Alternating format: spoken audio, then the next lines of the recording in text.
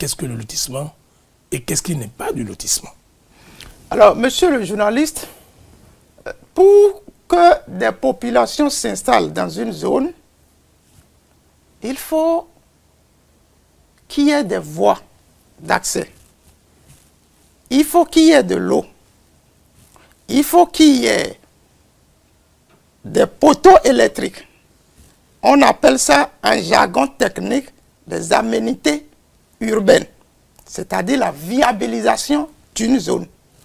Il faut faire passer des voies bitumées, il faut faire passer de l'eau, il faut faire passer le courant électrique.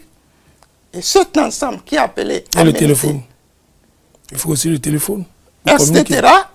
Cet ensemble qui est appelé aménité urbaine consiste donc à viabiliser, à préparer la zone pour que les populations viennent s'installer. Vous imaginez une population qui s'installe dans une zone comme ça de 100 hectares, il n'a ni voie d'accès, il n'y a pas de l'eau, il n'y a pas d'électricité. On dira que cette zone n'est pas viabilisée. Le lotissement, donc, est une opération qui consiste à viabiliser une zone, en français facile, je ne veux pas être technique pour nos auditeurs. Et la viabilisation, comme je le dis, c'est la structuration de l'espace.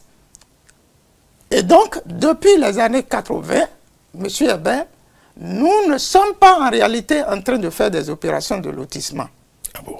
Nous sommes en train de faire des opérations de structuration de l'espace, c'est-à-dire des remembrements fonciers urbains.